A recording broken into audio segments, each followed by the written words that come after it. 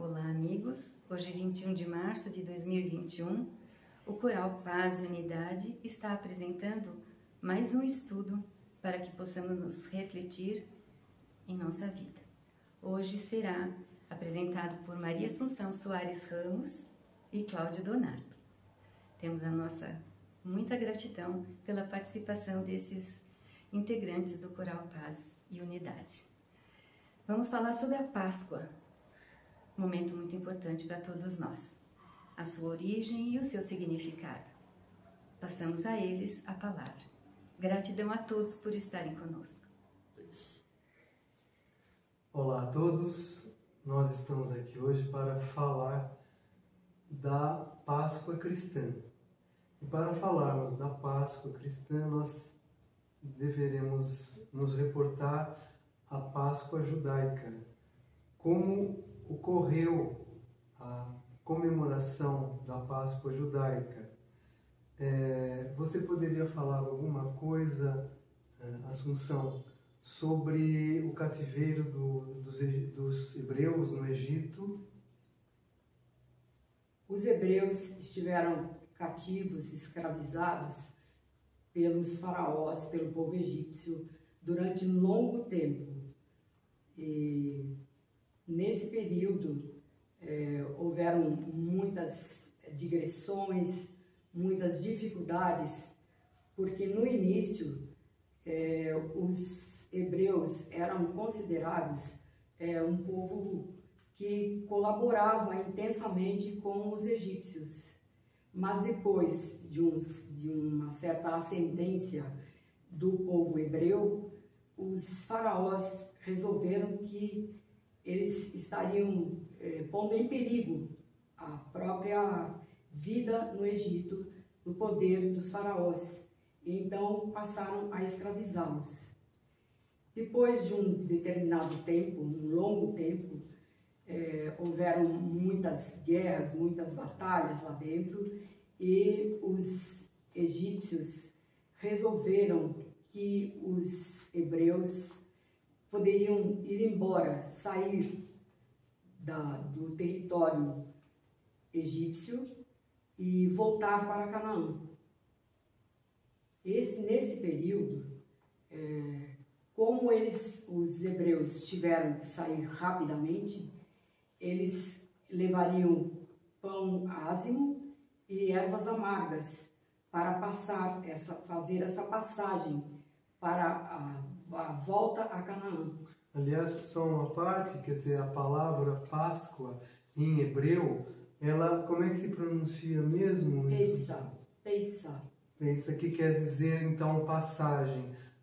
A passagem que significaria, né, a passagem da escravidão para a libertação. E essa libertação vai ter, né, quando chegar Jesus, uma conotação muito impactante que nós vamos ver. E aí, em seguida, eles começaram a peregrinar pelo deserto, né, guiados por Moisés, né, e os pães ázimos e as ervas amargas passaram a ser um símbolo da amargura que eles sofreram quando eram escravos dos egípcios. Isso. E o pão ázimo, que não pôde ser fermentado, porque não houve tempo, não é? Eles tiveram que sair rapidamente do Egito e eles tinham preparado pães que não conseguiram que fossem fermentados. Por isso, pão ázimo. A partir deste evento, que era um evento fabuloso para os judeus, eles também incorporaram em toda a sua história e o seu simbolismo de civilização judaica a festa da Páscoa nestes moldes em que houvera essa primeira Páscoa representada pelos pães ázimos e as ervas amargas. E até hoje, esta data é a data mais importante no calendário de simbologia sagrada dos judeus. Sim, e aí o tempo passou e chegamos ao tempo de Jesus, do nascimento de Jesus e do papel que Jesus assumiu diante do povo judeu.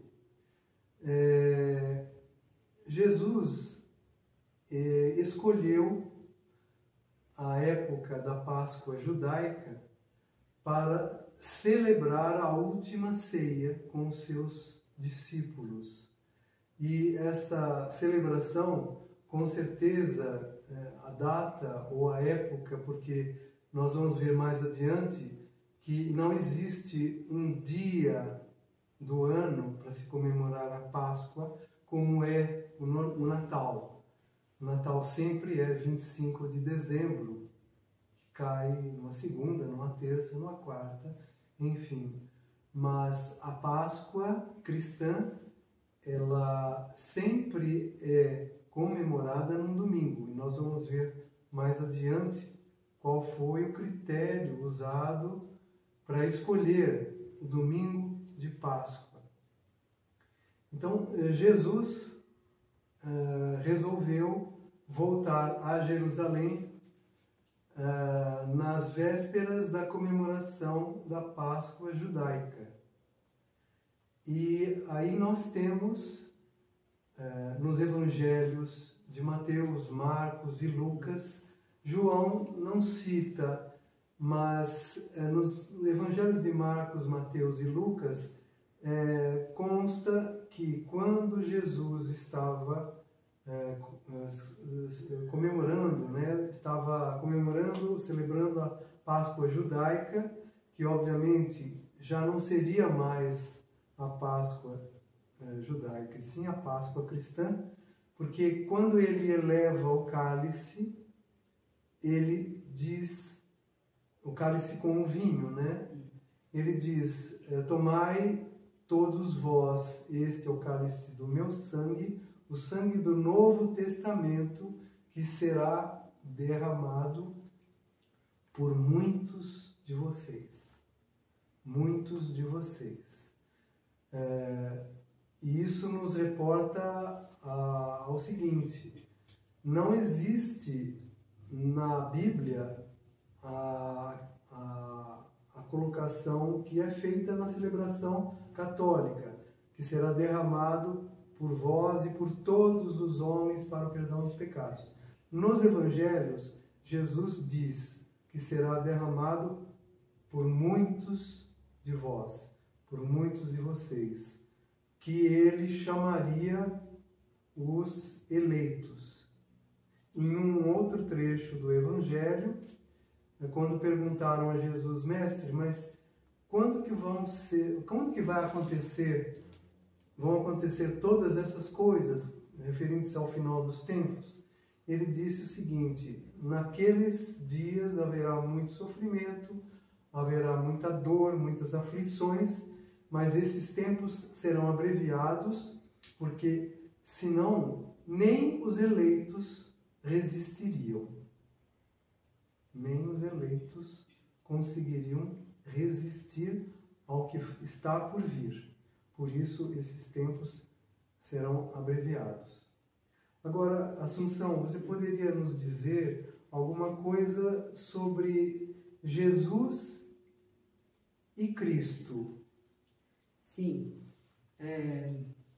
Jesus e Cristo seriam a mesma pessoa ou a mesma entidade sagrada? Então, nós vamos pensar rapidamente que Jesus, quando foi batizado no Rio Jordão, quando ele está saindo das águas, ele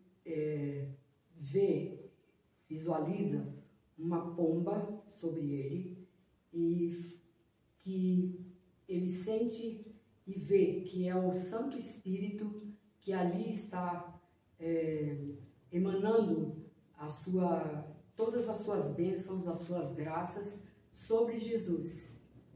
E segundo várias tradições religiosas, esotéricas também, eles dizem que neste momento Jesus teve uma grande expansão de consciência, foi crística neste momento. E imediatamente a este fato, também surge então uma voz como se fosse de um trovão, como se fosse de um trovão, dizendo: este é o meu filho muito amado, sobre o qual eu coloquei todas as minhas complacências. E isso foi ouvido por Jesus, né? Então já podemos ter antever que já a energia crística já estava sendo infundida neste momento em Jesus. Mas, continuando, à medida que Jesus vai se desenvolvendo, e ele, aos 12 anos, ele participa de uma reunião no templo entre os doutores da lei. Então, ele já está se pronunciando como um grande evento crístico que irá fazer toda a transformação neste período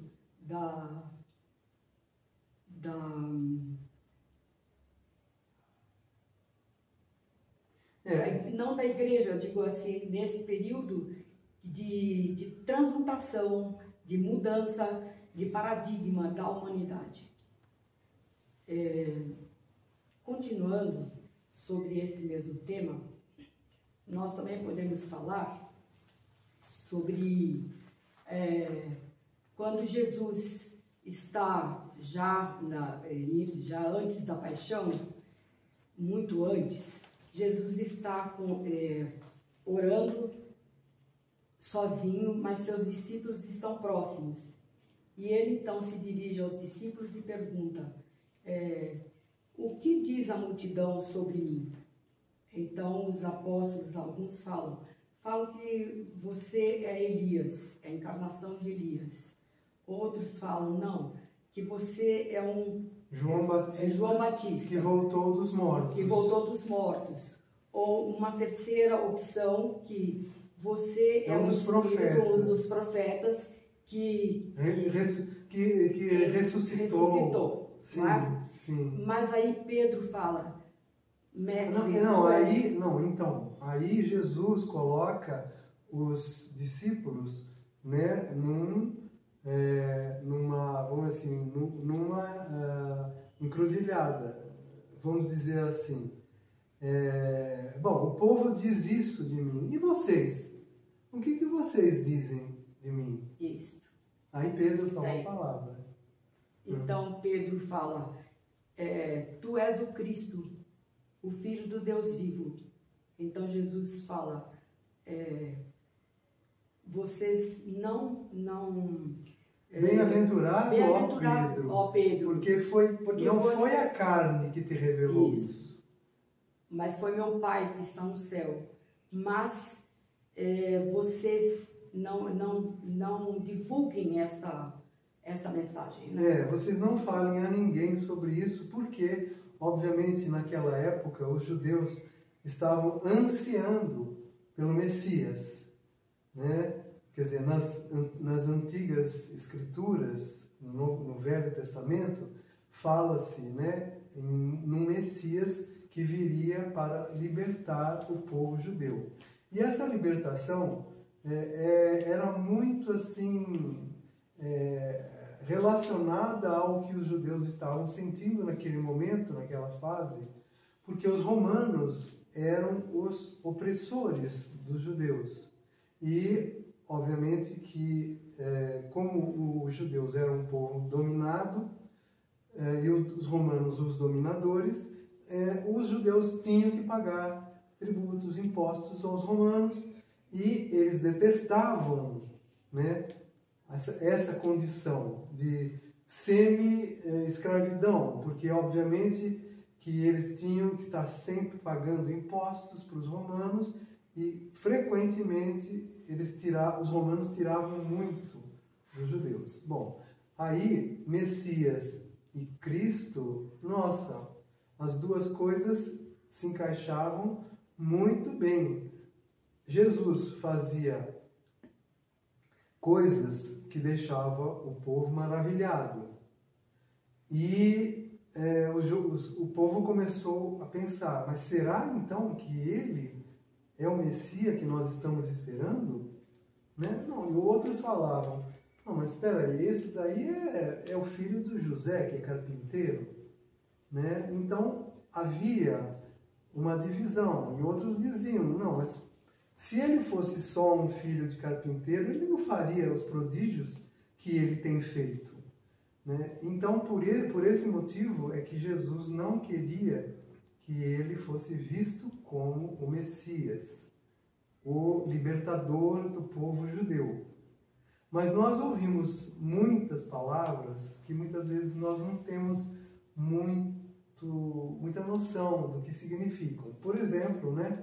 Jesus Cristo, Messias, Redentor, salvação. Né? O que nós poderíamos dizer sobre cada uma dessas palavras, Assunção? Então, nós poderíamos colocá-las como citações, porque era necessário, né? Como você disse antes, interessava aos judeus que houvesse um Salvador, um Redentor. Que eles estavam esperando... Sim, já tinham. Eles estavam esperando pelo Antigo Testamento. Exatamente. Mas eles... essa alcunha, ou este rótulo, como queiramos dizer, de o Salvador, o Redentor, interessava muito. E por isso que quando Jesus vai para Jerusalém celebrar a Páscoa, e antes disso ele tem uma entrada triunfal, não é? Pela multidão, no meio da multidão. Hosana nas alturas. Hosana nas alturas, flores, galhos de árvores, de flores, e ovacionando Jesus como o Salvador, né? Aquele que chegou, o libertador, né? O nosso libertador. Exato. Quando houve isto, Jesus ficou assim aclamado por todos os que estavam ali e todos os que estavam sendo curados à medida que ele ia caminhando naquele burrico, sendo ovacionado. Aí ele vai até o templo, e no templo ele expulsa todos aqueles que estavam usando o templo para vender, para fazer trocas, para ganhar dinheiro, explorar. E isto traz uma revolta muito grande de todos os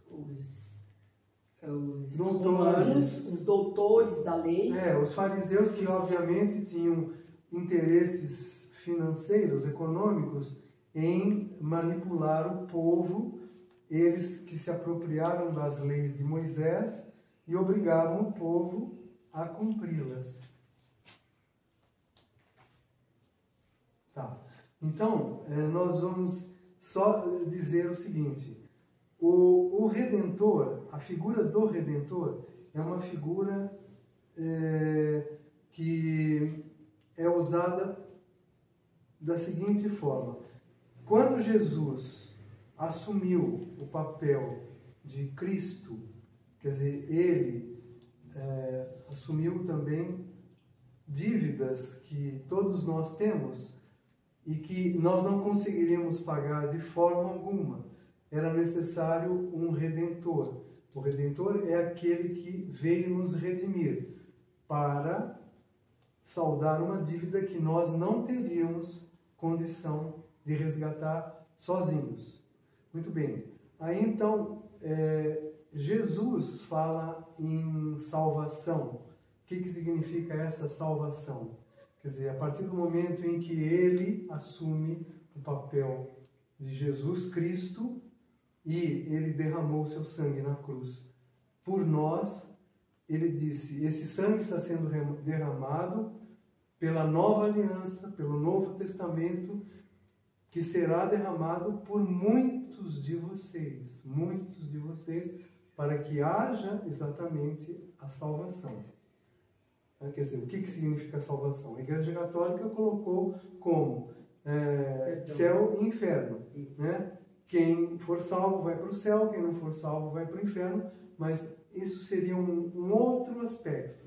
Se você acredita nisso, tudo bem. Se você não acredita nisso, também. O que importa é que Jesus, depois que ele foi crucificado, ele foi sepultado e no domingo de Páscoa, que passou a ser o domingo de Páscoa, Maria Madalena e uma outra foram até o sepulcro e não encontraram o corpo de Jesus, né?